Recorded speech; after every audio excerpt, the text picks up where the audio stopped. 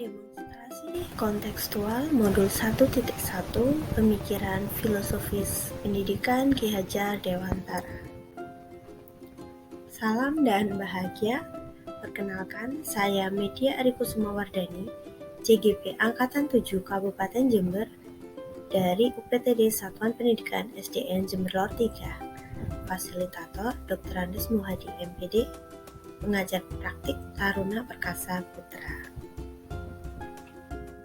Pendidikan menurut filosofi Ki Hajar Dewantara adalah pendidikan diartikan sebagai tuntunan dalam hidup tumbuhnya anak-anak, menuntun segala kekuatan kodrat yang ada pada anak-anak agar mereka dapat mencapai keselamatan dan kebahagiaan yang setinggi-tingginya sebagai manusia maupun sebagai anggota masyarakat. Dalam menuntun, peran pendidik yaitu sebagai pamong, di mana sebagai pamong memberi tuntunan dan arahan agar anak tidak kehilangan arah dan membahayakan dirinya. Seorang pamong dapat memberikan tuntunan agar anak dapat menemukan kemerdekaannya dalam belajar. Merdeka bukan berarti sebebas-bebasnya, tetapi mereka memiliki arah dan tujuan, di mana tugas pamonglah yang mengarahkan.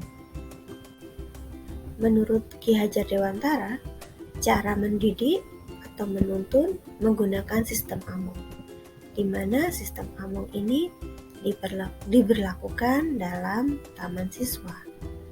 Sistem among yaitu ing ngarsa sung tulodo, ing madya mangunkarsa dan tutwuri handayani. Artinya, ing ngarsa sung tulodo di depan menjadi teladan, ing madya mangunkarsa di tengah membangun prakarsa atau kemauan, dan tutwuri handayani, seorang pendidik atau pamong di belakang mendorong dan memberikan motivasi. Menurut Ki Hajar Dewantara, kodrat anak yaitu merdeka. Merdeka di sini bukan sebebas-bebasnya, tetapi tetap dalam arahan, di mana tugas seorang pamong adalah mengarahkan atau menuntun pelakunya, bukan kodratnya. Merdeka juga berarti merdeka baik secara lahir maupun batin. Kodrat anak juga bermain.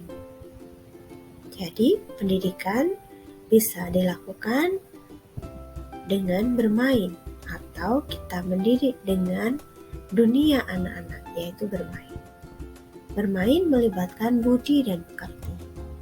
Dan anak bukanlah kertas kosong, melainkan anak sudah ada goresan tipis, di mana tugas pamong atau pendidik adalah menebalkan goresan tersebut, atau di sini diistilahkan bukan tabula rasa.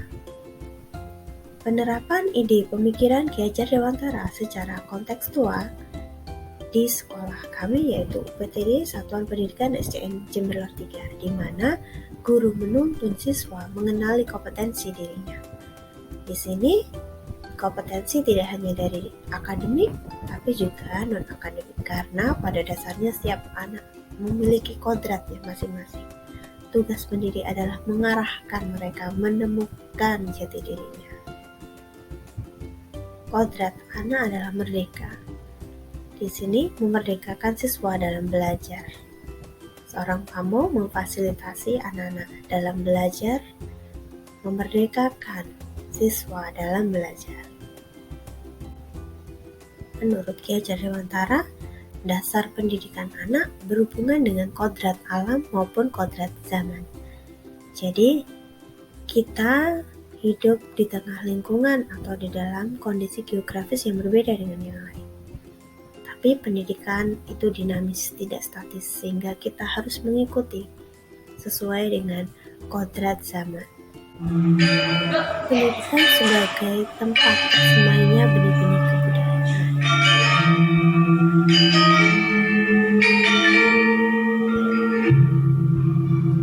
Pendidikan sebagai tempat tersemainya benih-benih kebudayaan.